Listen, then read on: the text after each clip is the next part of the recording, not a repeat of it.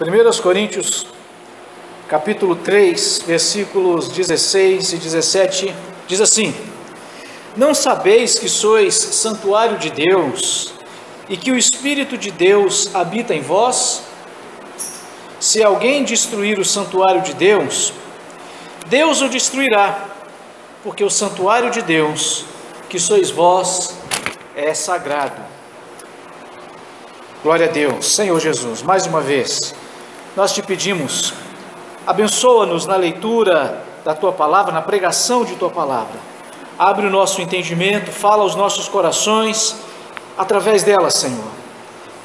E que ela trabalhe, molde nossa mente, molde a nossa vida, conforme a nossa vida, dê forma a nós como um todo, de acordo com o Teu querer. É para a Tua glória que nós oramos, Jesus. Amém. Amém. Irmãos, tem crescido no nosso país, na verdade no mundo inteiro, mas um movimento chamado de desigrejados.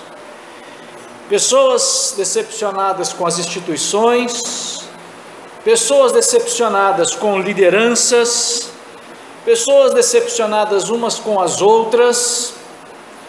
Elas estão preferindo ser crentes em casa. Eu me lembro, isso não é uma coisa muito nova, mas uma certa pessoa, usando até de melandragem, criou uma espécie de igreja em casa. Tinha um programa de rádio, isso lá no Rio de Janeiro, Cristo em Casa. Então, fazia um culto, algo assim no rádio, né?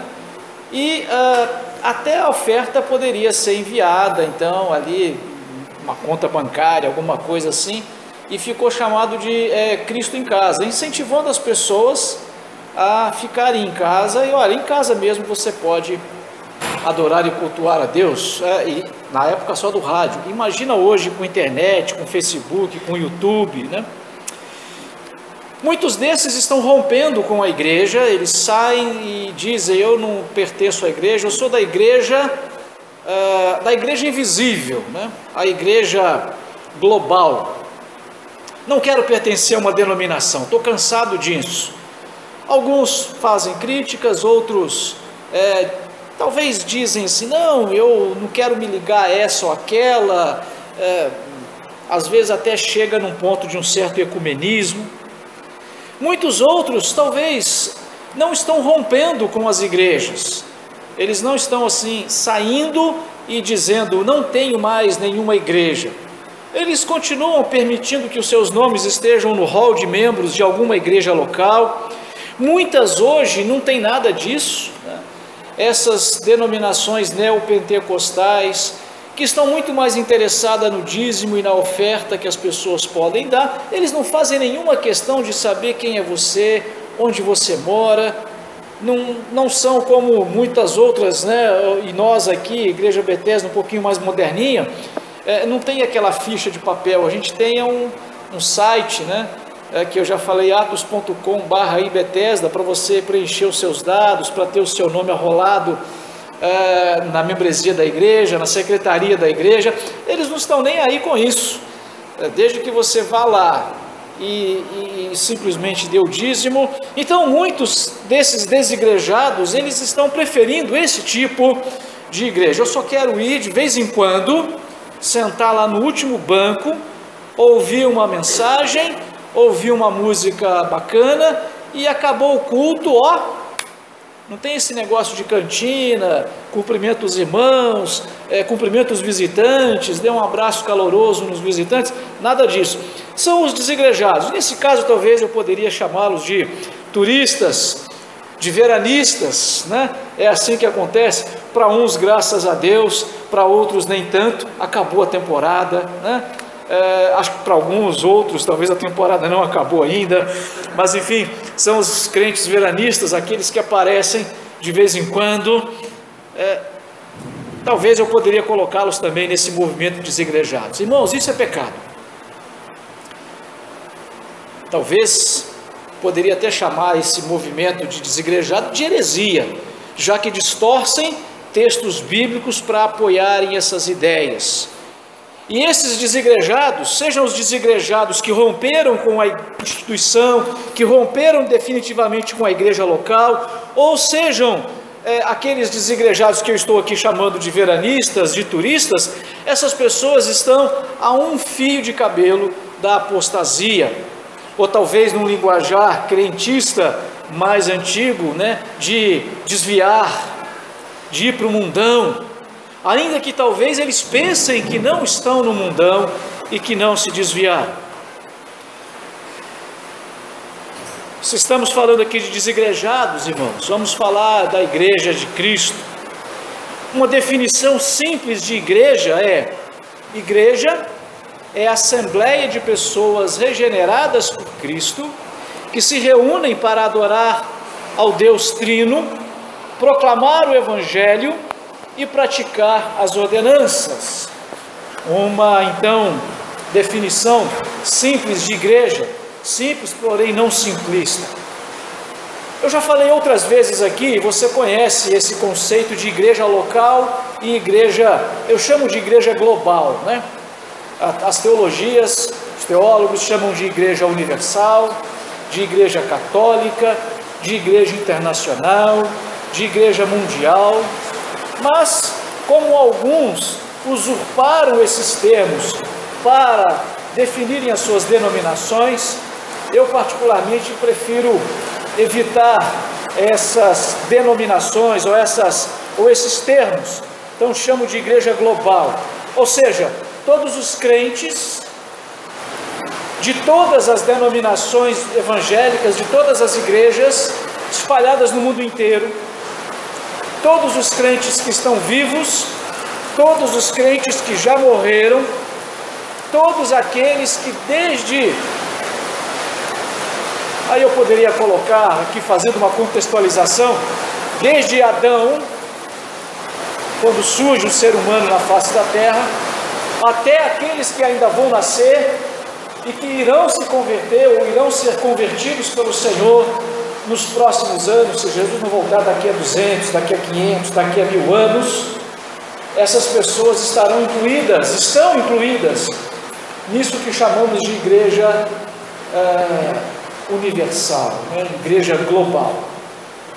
A igreja local é a manifestação física de partes desse corpo. A igreja global, a igreja de Cristo espalhada na face da terra, ela toda é o corpo.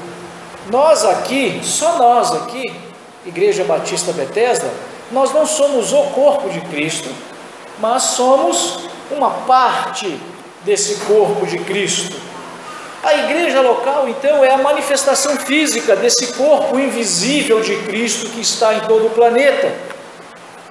A igreja local, ela só pode ser a igreja só pode ser definida como igreja local aquelas pessoas que estão vivas, porque aqueles que morreram não fazem parte da igreja local, eles agora estão em um outro lugar.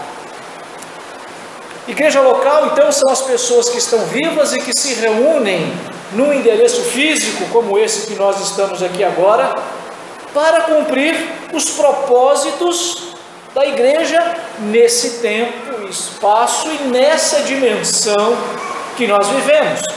Esses propósitos aqui que definimos de igreja, a igreja é a assembleia de pessoas regeneradas por Cristo que se reúnem para adorar, para proclamar o Evangelho e praticar as ordenanças. Então, irmãos, a primeira coisa que uma igreja local é uma assembleia. Essa palavra igreja vem de uma palavra grega que significa isso mesmo, assembleia, grupo de pessoas reunidas. Esse conceito de grupo de pessoas, um ajuntamento de pessoas, isso vem lá do Velho Testamento. Também alcançou o Novo Testamento e Jesus Cristo, muito certamente, quando em Mateus capítulo 16, versículo 18, ele diz que edificaria a igreja e as portas do inferno não prevaleceria contra ela.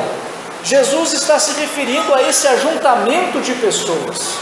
a essa assembleia de pessoas regeneradas. Dessa forma, irmãos, o indivíduo sozinho não pode ser igreja.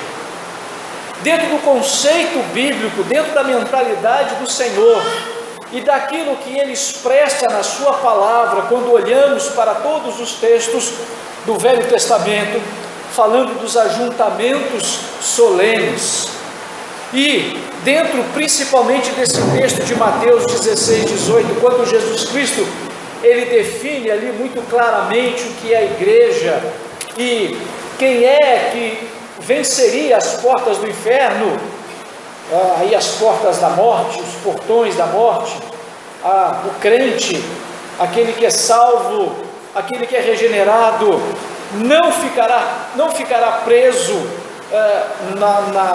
no que nós chamamos, poderia ser chamado aí da dimensão da morte, do mundo dos mortos, que nesse caso aqui de Mateus foi traduzido em muitas traduções nossas como inferno. É impossível então dessa forma ser um crente sozinho. Quando nós abordamos a questão da eleição, e volto a dizer, muitos textos, e você me vê citar um dos meus preferidos, seu nome, você que é salvo, regenerado, o seu nome já está escrito no livro da vida, no livro da vida do Cordeiro, desde a fundação do mundo, ou até mesmo desde antes da fundação do mundo. O Senhor Deus já incluiu o seu nome lá nesse livro, e quando Ele manda Jesus a esse mundo, ou quando Ele envia Jesus na plenitude dos tempos para morrer na cruz em nosso lugar, Ele mandou Jesus morrer por você, porque o seu nome já estava lá. Deus já o amou muito antes mesmo de você vir à existência, é o que a palavra de Deus nos diz. No entanto, irmãos, esse texto de Mateus mostra, e ele é tão forte e enfático, que quando nós isolamos esse texto do contexto, fazendo apenas um exercício aqui, dentro do contexto da eleição de pessoas, nós vamos ver que Deus elegeu pessoas para fazerem parte da igreja. Deus não elegeu pessoas isoladas. Deus não salvou ninguém para viver isoladamente.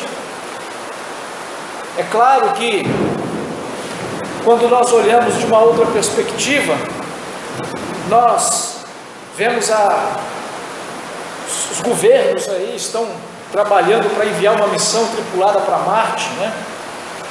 Quem sabe daqui a 30, 40, 50 anos, nós vamos conhecer então os marcianos. Provavelmente, quem sabe, filhos de pessoas que foram morar em Marte. Então, a gente pode dizer que numa viagem para o futuro, né, os marcianos existem. Mas se existirem, se vierem a existir, eu pessoalmente creio que essa é a única possibilidade, que algum casal vá morar em Marte e lá eles tenham um filho. E se de repente acontecer um desastre e ficar só uma pessoa sozinha lá em Marte, e se essa pessoa tiver sido evangelizada aqui e levou uma Bíblia para lá, ou mesmo com o avanço da tecnologia, ela poder ouvir uma pregação via satélite, né, sei lá, via ondas de rádio, alguma coisa assim, e estiver lá em Marte e ela confessar Jesus como Senhor, ela será salva. No entanto, o propósito pelo qual Deus nos salvou é para que possamos fazer parte da igreja de Cristo. A igreja de Cristo, a igreja é o corpo de Cristo, e não indivíduos isolados são o corpo de Cristo. Esse texto que nós lemos aqui de Coríntios, nesse Coríntios 3,6, há outras passagens em que nós vemos a Bíblia se referindo a nós como santuário de Deus, mas aqui a possibilidade de uma melhor interpretação é que o santuário de Deus é a igreja e não indivíduos. No entanto, quando nós falamos, você, irmão, é a igreja de Cristo, você é o templo do Espírito, é para fazermos uma distinção com relação ao templo no Velho Testamento. No Velho Testamento, Deus vinha e se fazia presente lá no Santo dos Santos, uma vez por ano. Deus descia ali, o sacerdote, o sumo sacerdote, ele entrava lá no Santo dos Santos, e se Deus quisesse trazer alguma palavra, alguma coisa para o povo, ele falaria com o sumo sacerdote ali, e o sumo sacerdote traria o povo. No entanto, o sacrifício da expiação, aquele em que o sangue do cordeiro era aspergido sobre a arca, com a finalidade de cobrir o pecado da nação, isso era feito uma vez por ano ali naquele lugar. Para contrastar com isso que ficou no passado, quando a Bíblia diz que nós somos o templo do Espírito Santo, ela quer dizer que não precisamos mais de um templo físico, de uma arca com querubins, e que animal seja morto e ali seja aspergido o sangue de um animal sobre essa arca. Isso não precisa mais ser feito, porque o Espírito Santo sim habita em nós. Mas no contexto aqui desse texto de 1 Coríntios 3, a igreja, o santuário de Deus é a igreja, ou onde quer que esta assembleia esteja reunida. Hoje estamos aqui nesse endereço, mas poderíamos estar em qualquer outro, poderíamos estar ao ar livre. Não depende de um templo, mas de onde nós estivermos reunidos como igreja. Então essa assembleia, é na assembleia que se faz o templo do Espírito. Então, se o lugar de adoração era no Velho Testamento, lá no Santo dos Santos, é no âmbito da igreja, quando nos reunimos como igreja, quando nos reunimos numa assembleia solene.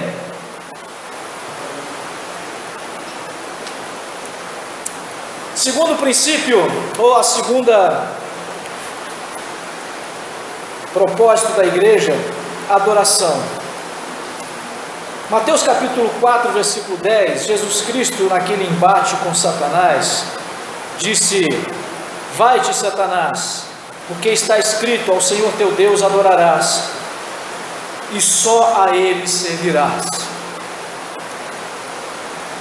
Jesus nos mostra muito claramente, a nossa adoração, ela é exclusiva a Deus.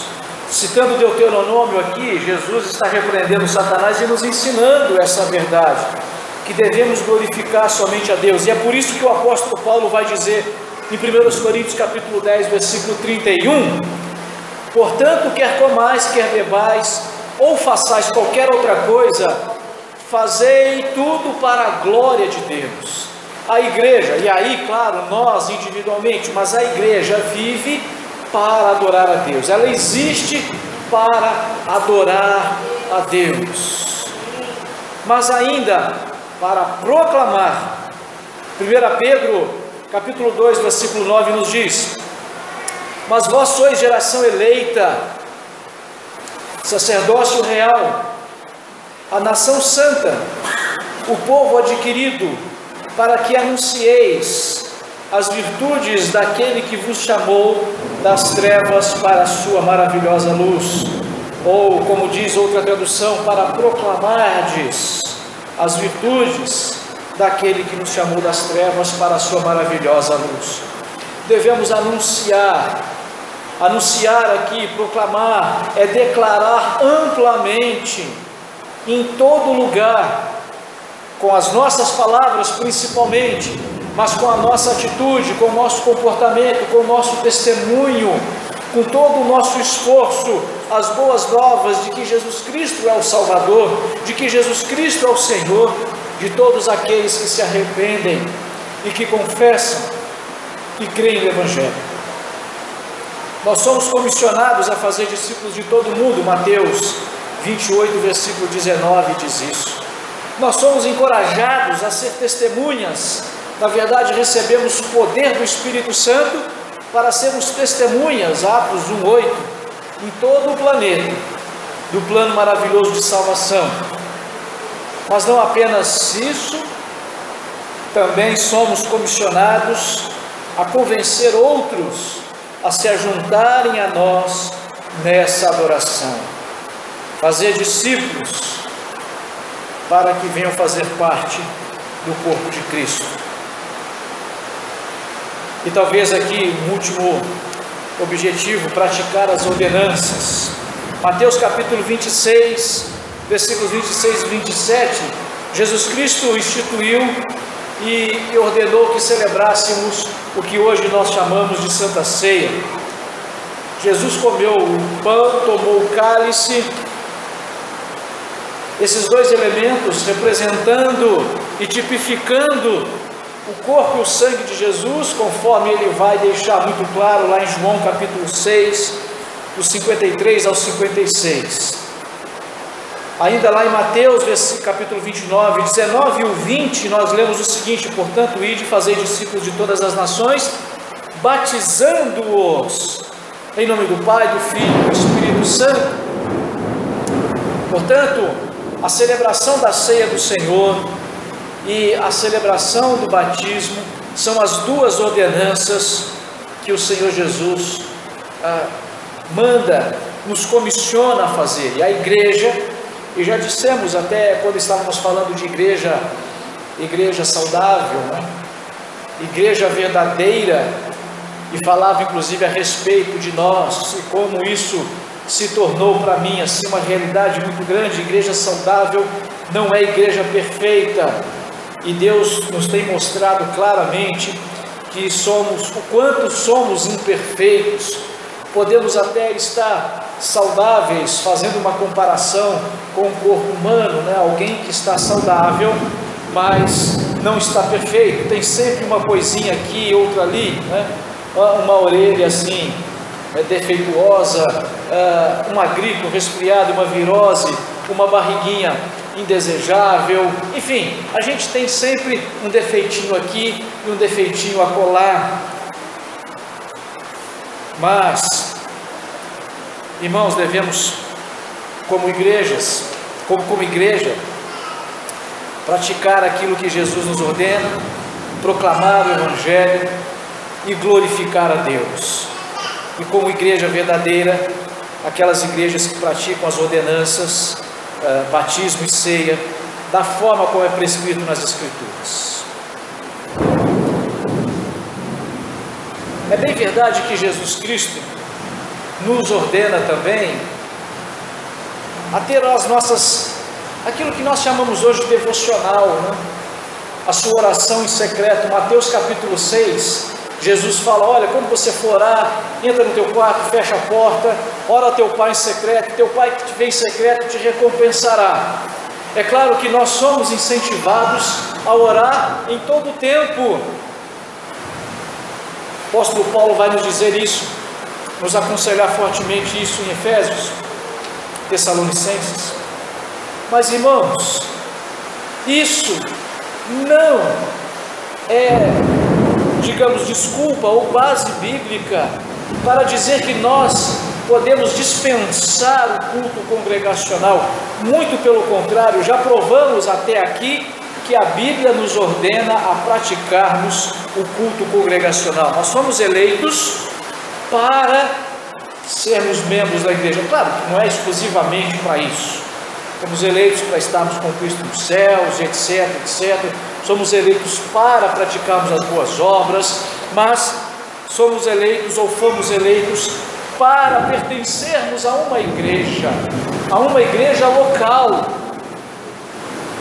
Quais são as bênçãos, irmãos, disso? Temos muitas bênçãos. Parafraseando aqui um poeta, é impossível ser crente sozinho. Não dá para ser crente em casa. Só é possível proclamar, adorar plenamente e cumprir essas ordenanças se estivermos juntos como igreja. Não dá para se batizar a si mesmo. Não dá para servir a ceia para si mesmo. Não dá para pregar o Evangelho se você quer pregar o Evangelho para si mesmo, ou pregar o outro Evangelho para outra pessoa. E como saber se ela compreendeu, se ela entendeu, se de fato ela aceitou o Evangelho, se você não convive com ela? Como?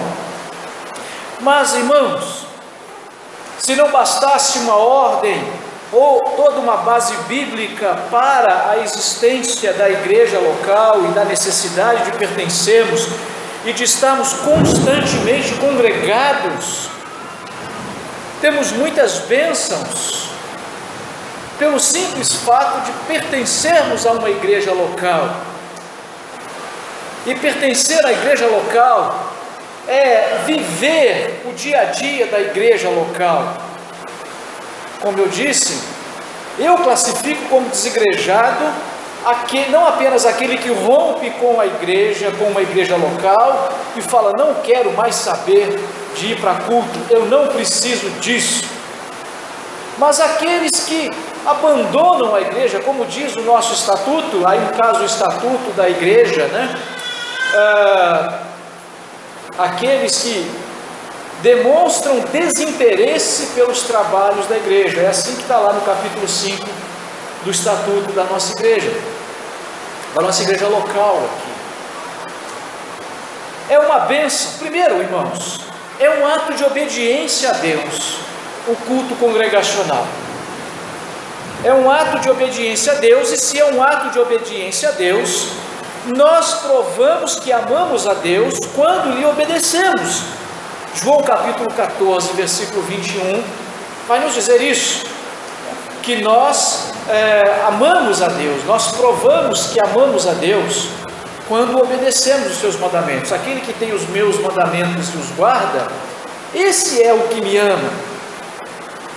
E aquele que me ama será amado por meu Pai, e eu também o amarei e me manifestarei a ele. Portanto, irmãos, quando desobedecemos a Deus e negligenciamos o culto congregacional, nós estamos falando para Deus, eu não te amo, porque não estamos obedecendo ao mandamento do Senhor, à vontade do Senhor. Quando colocamos em segundo plano o culto congregacional, é como dizer para Deus que nós não o amamos. E se nós não amamos a Deus, Ele também não nos amará e não se manifestará a nós. Por que razão, irmãos? Por que motivos algumas pessoas têm passado por tantas tribulações, por tantos problemas? Por que muitos não têm sentido a paz de Deus invadindo os corações, mesmo em meio a tantas dificuldades e problemas?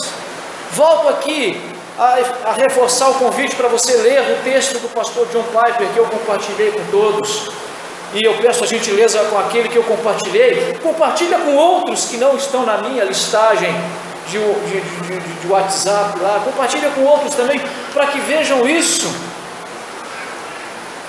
Ao que me parece, pelo que eu entendi, ele produz aquele texto poucos minutos antes de entrar numa cirurgia, e ele não sabia se sairia daquela cirurgia, se morreria ele mesmo, e se saísse, qual a sua condição.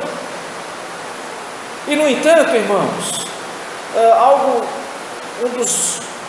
uma das partes que mais me chamou a atenção ali, é quando ele diz que ele entende que aquela doença era para glorificar a Deus. Somente alguém que está ali como se estivesse conversando com Jesus, ali face a face, do lado de Jesus, consolado por Jesus, sentindo Jesus tocar na sua vida. E por que isso? Porque dentre tantas e tantas outras coisas, pastor John Piper, como um servo do Senhor, um abençoadíssimo servo do Senhor, nunca deixou de congregar, nunca deixou de estar na igreja, muito pelo contrário, como pastor, sempre estando lá para alimentar e orientar o rebanho, e por dar demonstrações de obediência a Deus, Deus o amou e se manifestou a ele. Talvez muitos de nós sofremos por causa de não termos sempre sentido Jesus tão próximo de nós, e por isso estamos mais preocupados com as coisas desse mundo, e por isso sofremos. O ser humano precisa outra coisa, irmãos, outra bênção de participar da igreja, é que o ser humano precisa ser supervisionado, precisa ser vigiado. E é na igreja que somos alimentados, confortados, encorajados e principalmente supervisionados. Deixe-me contar o meu testemunho aqui para você, me perdoe, às vezes eu ainda vou aprender a fazer como Paulo, né? De não ficar falando de si. E uma ou outra, quando falou de si, ele falou: conheço um homem, né? Mas é porque eu não quero ficar enchendo a bola. Mas por outro lado, eu penso que ao dar testemunhos assim, você pode olhar para mim e falar: poxa, se o pastor que está ali, eu conheço, ele veio à minha casa, ele toma um café, eu sei quem ele é, conheço todos os defeitos dele, sei todas as limitações dele. Se Deus agiu assim poderosamente na vida dele, com certeza vai agir também na minha vida. Pouco tempo atrás eu fui fazer fiquei num hotel, fui viajar, acho que fui participar de alguma conferência, alguma coisa assim, me parece uma palestra da Editora Fiel. E aí, a nossa grana sempre muito curta, eu fiquei num hotel muito baratinho, bem baratinho mesmo. E assisti a primeira palestra, fui para o hotel já quase umas 10 horas da noite. E não era 10 horas da noite, não, era antes, pouco antes, umas 9, alguma coisinha. Eu sei que esse horário tem um jornal, o Jornal da Cultura, que eu gosto de assistir. E no hotel tinha uma televisão de tubo de 14 polegadas, por aí você vê que era um hotel bem mais barato, né? E ali fui passar o canal para poder procurar o canal da TV Cultura. Estava assistindo um jornal lá, liguei a televisão, o som até estava muito alto, e era um hotel, dava para as pessoas que passavam em frente à porta ouvir o barulho, né? A janela era só o vidro assim, mas era só a janela. Então eu falei: de manhã a claridade vai acordar, a luz, né? Enfim. E aí quando zapiei, passou por um canal de adulto, e eu tomei um susto, mas assim, não durou nem 5 segundos, já mudei o canal, porque eu percebi que haviam pessoas do lado de fora, e eu pensei: meu Deus do céu, sabe que nessa hora a mente da gente trabalha na velocidade da luz, né? O que vão pensar de mim? Eu falei, entrei aqui, falei que estava na conferência da Fiel e aquela coisa toda. Mas depois é óbvio que bateu uma curiosidade. Podia deixar o som da televisão no mudo. Quem ia saber se eu estava assistindo o culto da Igreja Mundial, né? Ou assistindo uma outra coisa? Mas imediatamente, a televisão nesse momento já estava desligada. Imediatamente eu pensei assim, o Espírito Santo me trouxe à mente: como eu vou encarar os meus irmãos? Como é que eu vou subir nesse púlpito aqui de novo, se isso acontecer? Talvez, irmãos, o medo dessa supervisão foi maior do que qualquer outra pseudo-espiritualidade que eu poderia ter. E eu louvei a Deus pela existência da igreja. Talvez não fosse a igreja, eu teria dado início. Você sabe que aonde, né, o pecado não vem assim de uma forma grande, né? Então vem primeiro, você assiste ali um videozinho pequenininho, vem uma coisinha, vem outra, e vai, até que se explode num adultério consumado e alguma coisa assim. As coisas começam sempre muito pequenininhas. E eu louvo a Deus pela existência da igreja, pela existência desta congregação, pela sua vida. Porque naquele momento me veio uma visão. Eu vi a vida de muitos dos irmãos, como se cada um de vocês estivesse olhando para mim e talvez até orando por mim. E glória a Deus. E eu louvo a Deus que não caí nesta armadilha, porque fui supervisionado pela igreja.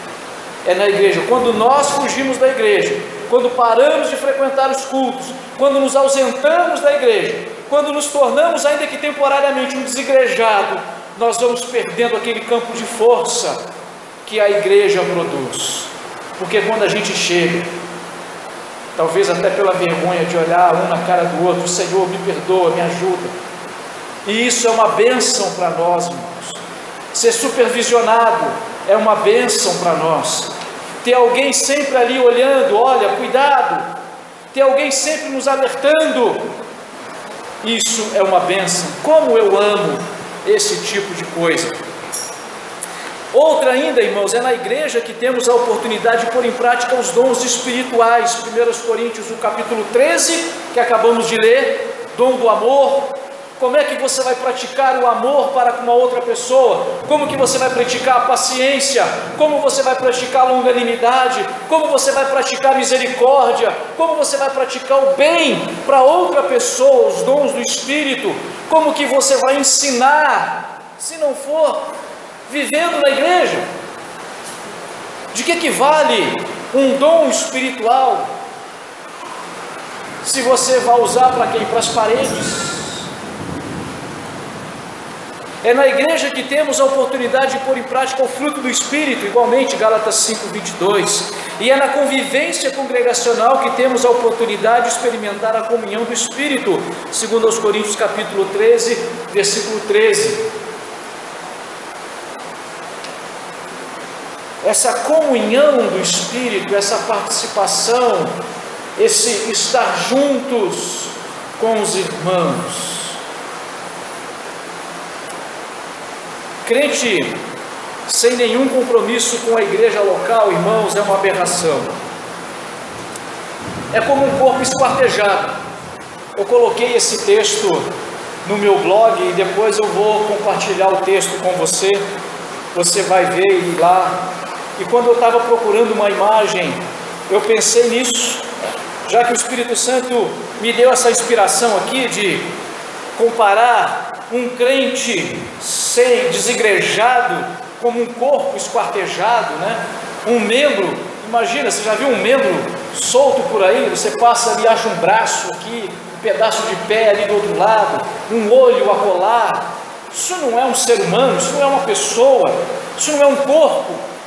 Então, o corpo de Cristo só é corpo de Cristo quando todos os membros estão juntos. Se todos forem ser crentes em casa, isso daí é um ser esquartejado. E fui procurar umas imagens e aí, né, evidentemente que na minha burrice, é claro que apareceu uma imagem de corpo esquartejado de verdade. Que coisa horrorosa, serviu até para fortalecer aqui a minha visão, a minha ideia dessa aberração que é crente sem compromisso com a igreja local.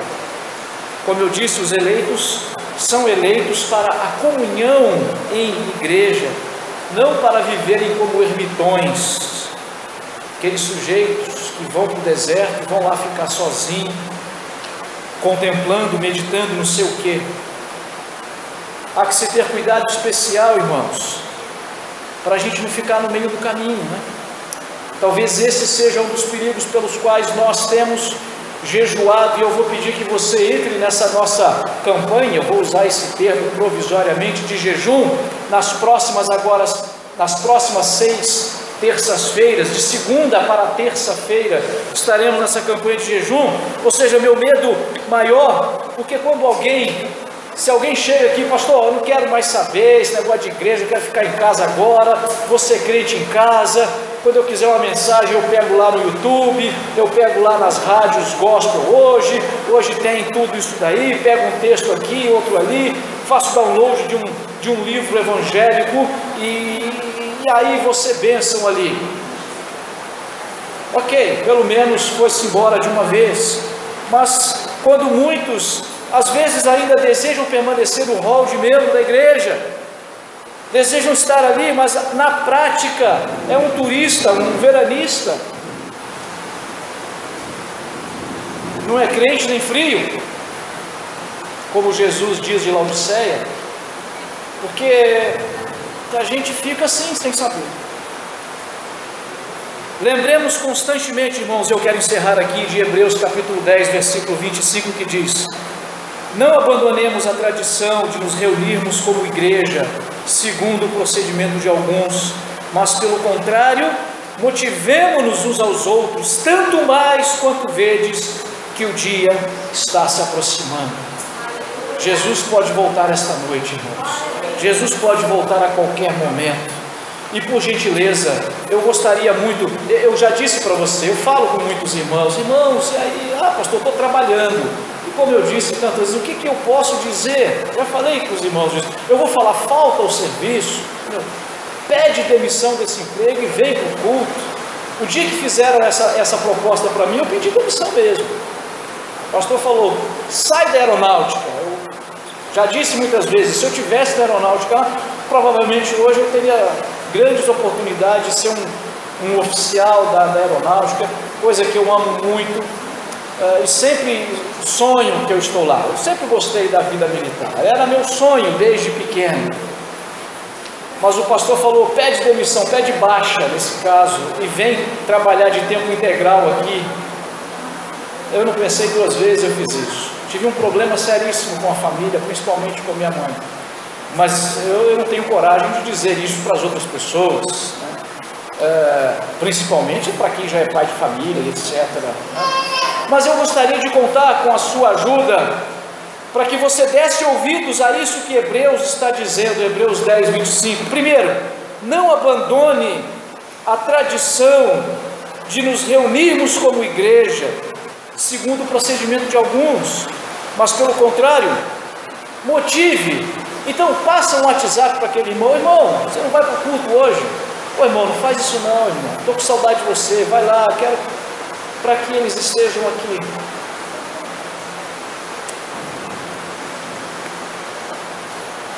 Vamos orar.